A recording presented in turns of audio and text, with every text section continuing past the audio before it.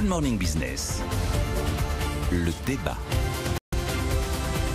Les derniers chiffres du tourisme en Île-de-France pour 2020 sont tombés hier et sans surprise, c'est la chute. Jean-Marc Daniel, vous vouliez nous en parler. 2 tiers de touristes en moins. C'est la catastrophe pour l'Europe, pour Paris, pour la France. Ce qu'il y a de symptomatique dans tout ça, c'est qu'effectivement, à Paris, c'est très spectaculaire et c'est beaucoup plus important que pour le reste de la France. C'est-à-dire qu'en France, on a eu une chute d'environ 40% d'après les estimations qui ont été faites par un organisme qui s'appelle Atout France, qui promeut la France à l'étranger. Et alors, ça fait quand même une perte de 60 milliards de recettes, hein, pas de valeur ajoutée, hein, pas de production en tant que telle, mais de recettes. Et ça se voit aussi dans nos comptes extérieurs. Notre balance des paiements courants trouvait son équilibre plus ou moins dans les années 2015-2019 grâce au tourisme. Là, le creusement spectaculaire auquel on a assisté en 2020 est en partie lié à la chute des recettes touristiques. Et la France n'est pas la seule dans cette situation. C'est-à-dire que nous avons également des pays comme la Grèce, Chypre et Malte, où les pertes de recettes touristiques sont de 70 à 75% dans des économies qui sont très largement dépendantes du tourisme.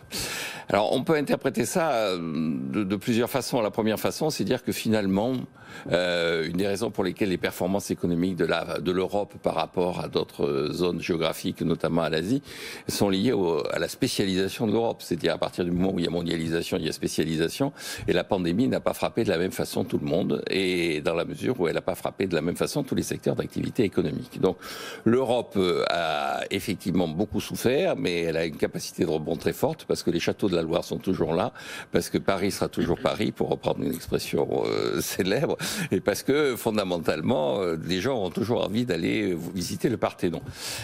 Néanmoins, le deuxième constat que l'on peut faire, c'est que c'est une activité qui est une activité essentiellement humaine, et c'est un des champs de développement de l'emploi assez important en Europe. Et donc, pour que le tourisme reparte, il faut que les hommes soient garantis sains.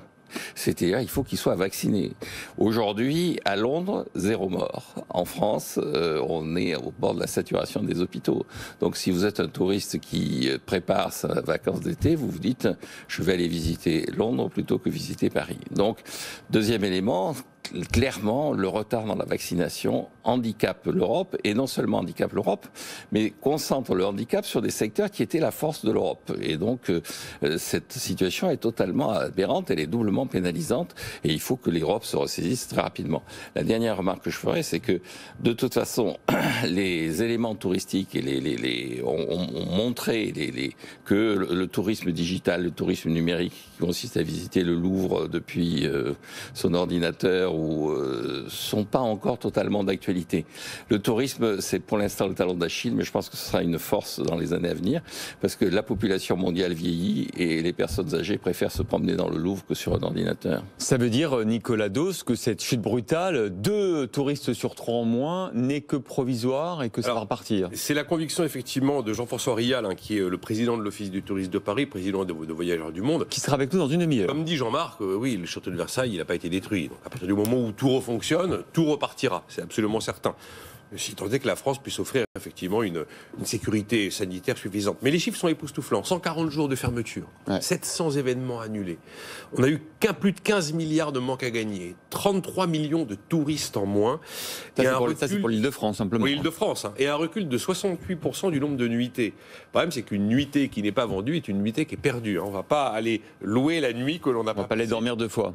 Et donc, oui, là, on a effectivement la traduction totalement chiffrée avec des chiffres époustouflants. Et puis, les reculs observés sur les différents sites, qu'il s'agisse des sites parisiens ou des sites de l'Île-de-France, c'est de moins 65 à moins 75% de recul par rapport à une fréquentation normale. Ce qui veut dire que là, on a effectivement, en traduction chiffrée avec des chiffres époustouflants, ce qui habituellement faisait la résilience, notamment d'une partie de notre économie très centrée sur les services, quand on connaissait des crises économiques classiques, des fins de cycle classiques, où le tourisme arrivait toujours à subsister lorsque, par exemple, on avait tout d'un coup des difficultés au niveau de la production ou des difficultés au niveau du secteur financier qui pouvaient se gripper. Et ben là, c'est typiquement ce qui faisait la résilience de notre économie qui se retrouve frappée de plein fouet avec une facture absolument colossale. Ça a été la triple peine. Vous avez la première, c'est le confinement. La deuxième, c'est qu'il n'y a plus de touristes. Et la troisième, c'est qu'il n'y a plus de touristes d'affaires. Et le touriste d'affaires, on ne sait pas quelle place il va reprendre. C'est ce qui fait que Valérie Pécresse a pris les devants. Elle parle de la vaccination. Elle considère que les professionnels du tourisme doivent être vaccinés. Alors le problème, c'est que chacun voit à sa porte une priorité pour vacciner tel type de population ou tel type de population. À la fin, c'est toute la population. Elle indique aussi qu'elle s'attend à ce que 30% des hôtels et des restaurants ne rouvrent jamais. Donc 30% faillite. Et donc elle demande à l'État de reconnaître le caractère de région touristique sinistrée. Avec à la clé, selon elle, la nécessité d'injecter 10 milliards d'euros. C'est uniquement la posture de la présidente de la région Île-de-France. Je ne dis pas c'est bien, pas bien, en tout cas c'est ce qu'elle nous dit.